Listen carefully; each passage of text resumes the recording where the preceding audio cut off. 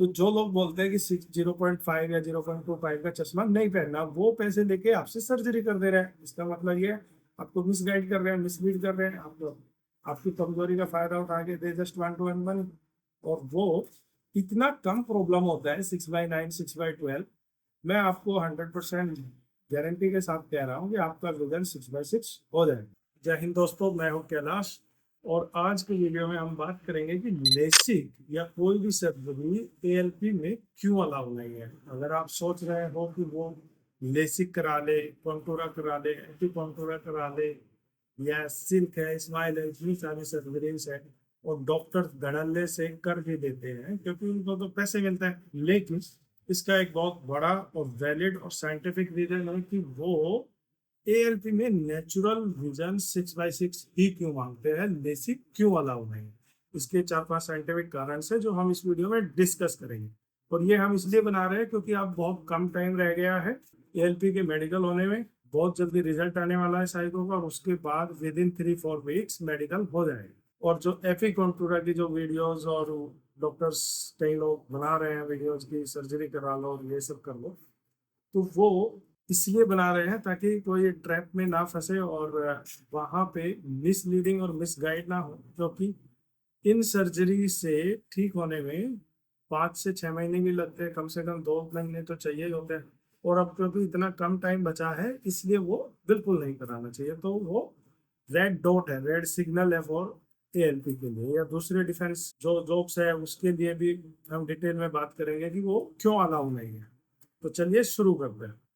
तो जो मेडिकल होता है एएलपी का या डिफेंस एक्सपीरियंस के बाद डिफेंस जॉब्स में, एयरफोर्स हो, एनडीए हो, या फिर कोई दूसरी एंट्री है, एसएससी जीडी है, टेक्निकल है, नेवी टेक है, टीएस है, किसी भी एग्जाम में जो डिटेल मेडिकल टेस्ट होता है वो करेक्टेड और अनकरेक्टेड दोनों होता है, यानी विद ग्लास और विदाउट ग्लास।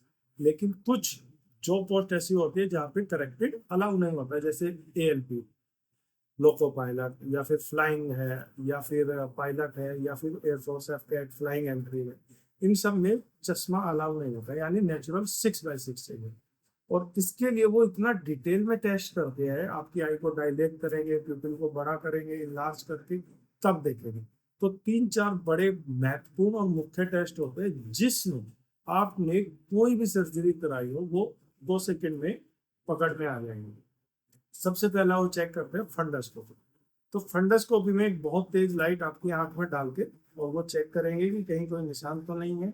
और जब आई बहुत बड़ा हो जाता है तो वो उसमें बड़ी आसानी से और स्पष्ट तरीके से मार्क्स दिखते हैं, सर्जरी के स्कार्स के मार्क छूट जाते हैं। क्योंकि उसको हील होने में, कई बार लेसिक्स के बाद हील होने में 6 महीने 1 साल तक भी लगता है। इसीलिए जो डिफेंस की जो ग्रेजुएट एंट्रीज है, जैसे सीडीएस, एसएससी टेक और एफकेट वगैरह, उनमें लेसिक्स अलाउ है, लेकिन 1 साल पहले कराया हुआ। क्यों? क्योंकि वहाँ पे जो मेडिकल बोर्ड्स है उसमें वेल क्वालिफाइड दुनिया के बेस्ट आई सर्जन और डॉक्टर्स होते हैं। उन्होंने ये रूल बनाए हैं क्योंकि उनको पता है कि कम से कम स्कार्स को हील होने में 1 साल का समय लगता है। तो फंडस्कोपी में वो चेक करेंगे, पता लग जाएगा। फिर होता है स्लिट लैम्प टेस्ट। तो स्लिट लैम्प टेस्ट में वो जो स्कार्स होते हैं वो आराम से दिख जाते हैं। इसके अलावा कोर्नियल टोपोग्राफी और पेंटाकेमिक टेस्ट होता है। इन दो टेस्ट में आपका चाहे कोर्नियल कर्वेचर हो, या फिर स्कार्स हो, आईबॉल का एक्सियल लेंथ हो, या साइज, या फिर कोई भी छोटा सा भी उसमें अगर चेंजेस दिखता है तो आप मेडिकली अनफिट हो जाते हो। इसका रीजन ये है क्योंकि नेचुरल आईसाइट चाहिए 6/6। नहीं तो गवर्नमेंट और गवर्नमेंट के डॉक्टर्स बेवकूफ नहीं है कि वो इसके लिए विजुअल स्टैंडर्ड बढ़ा भी सकते हैं या लेसिक्स अलाउ भी कर सकते हैं। क्योंकि डेफिनेटली उनको भी पता है कि इसके साइड इफेक्ट्स होते हैं और ये दूर लॉन्ग टर्म में बहुत बहुत मेजरली इम्पैक्ट करता है।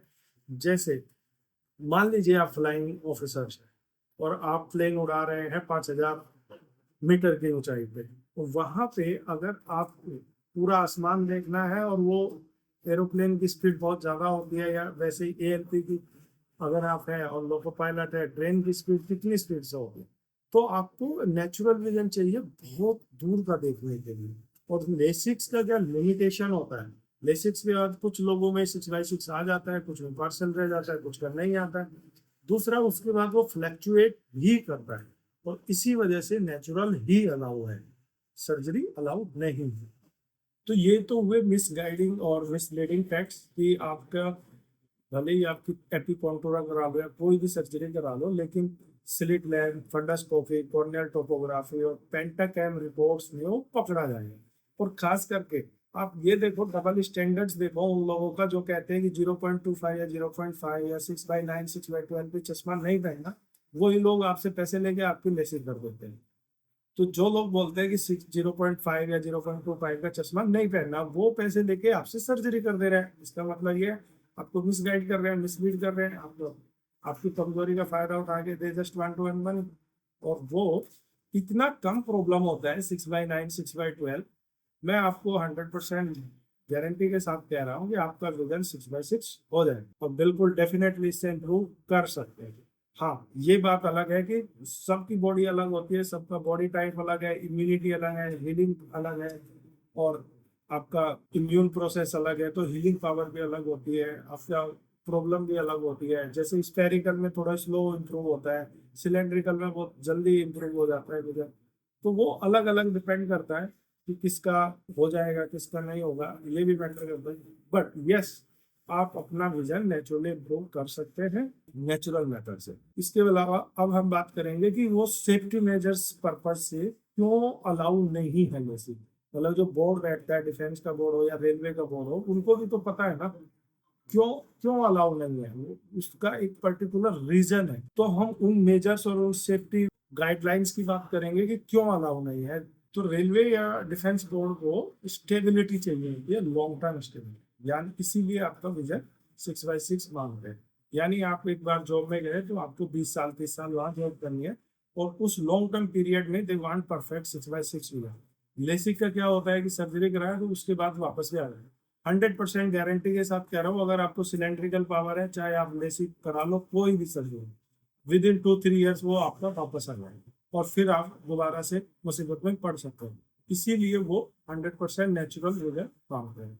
दूसरा रीजन है, ये सारी जॉब हाई स्ट्रेस लेवल की होती है, यानी आप एएलपी है या लोको पायलट है या फिर डिफेंस में है, इन सब में बहुत ज्यादा हाई लेवल का स्ट्रेस होता है। और अगर आपने लेसिक या वो कराया है तो उसके बाद विजन डिट्रॉइट हो जाता है और खराब हो जाता है। और जैसे ही आपका स्ट्रेस होता है, ये नोट किया है हमने बहुत बच्चों ने, कि जैसे स्ट्रेस होगा आपका विजुअल एक्टिविटी विजन धीरे धीरे रिड्यूस हो जाएगा।